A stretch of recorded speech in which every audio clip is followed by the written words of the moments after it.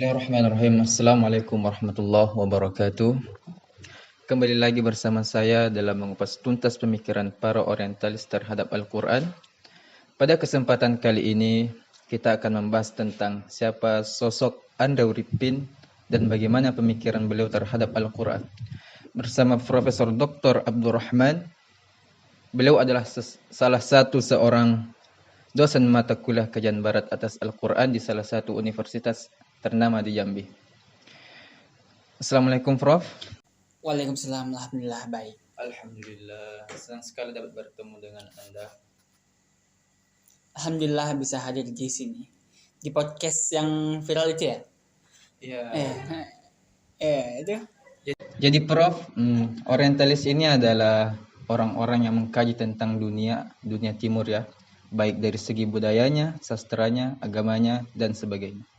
Lalu Prof, bisakah Anda menjelaskan berbagi pengetahuan tentang sosok Andaur Ipin yang merupakan seseorang orientalis yang mengkaji Al-Quran?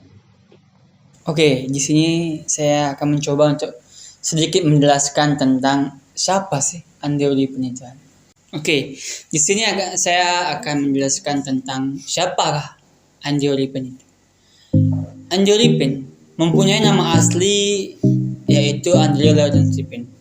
Beliau ini adalah seorang orientalis dari London, Inggris, yang lahir pada tanggal 16 Mei 1950.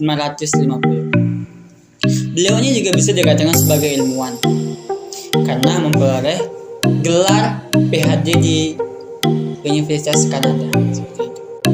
Dan beliau ini adalah seorang dosen di Fakultas Humaniora di Universitas Victoria dan menjadi guru besar di bidang studi agama, sejarah, dan sejarah Islam. Oleh karena itu, ya tidak mengherankan bahwa beliau tertarik pada perkembangan sejarah tafsir Al-Quran. Ia menghasilkan banyak sekali karya dan sebagian besar karyanya itu membahas tentang sejarah tafsir Al-Quran. Banyak sekali penghargaan yang telah diraih oleh beliau. Salah satunya adalah menjadi staf pengajar excellent di Universitas Calgary pada tahun 1990. Ini adalah sebuah statement Andaur Ipin. Andaur Ipin ini menganggap bahwa Al-Quran itu adalah sebuah buku yang dimana berisi 114 bab, atau ya yang biasa Andaur Ipin ini menganggap bahwa sahnya Al-Quran itu adalah sebuah buku yang dimana buku berisi 114 bab, atau ya yang biasa kita sebut sebagai surat. Ia mengemukakan bahwa isi di dalamnya memiliki kesamaan juga perbedaan terhadap kitab-kitab sebelumnya. Nah, ia mengungkapkan bahwa sahnya Al-Quran adalah wahyu yang diturunkan kepada Nabi Muhammad sebagai tuntunan hidup bagi manusia. Dan ia juga menyebutkan bahwa perintah kepada kaum Yahudi untuk menyembah atau mengikuti agama terakhir yang dibawa atau yang diturunkan kepada Nabi Muhammad.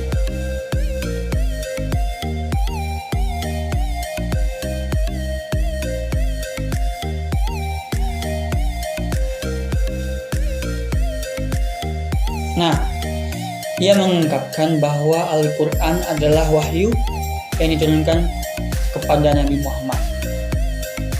Nah, ia mengungkapkan bahwa Al-Quran adalah wahyu yang diturunkan kepada Nabi Muhammad sebagai tuntunan hidup bagi manusia. Ia juga menyebutkan bahwa perintah Nabi Muhammad kepada kaum Yahudi untuk menyembah atau mengikuti agama terakhir yang diturunkan kepada Nabi Muhammad. Maka, barang siapa yang mengikuti agama tersebut akan diberi ganjaran berupa surga.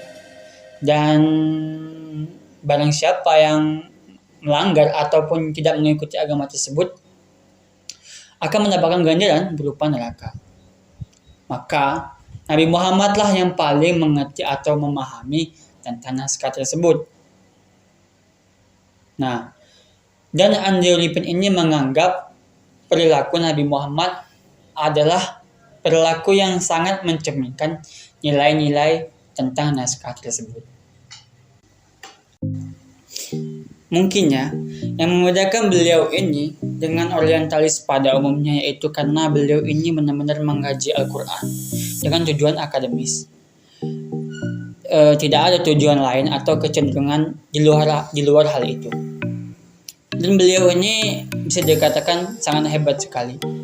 Seorang akademisi yang mampu memandang sebuah objek kajian yang berasal dari timur, khususnya dengan tidak mencampur adukan dengan agama yang dianutnya. Dan hal ini sikapnya dan profesionalitasnya mungkin harus kita jadikan panutan untuk kita sebagai mahasiswa yang akademis. Mungkin lebih kurangnya seperti itu.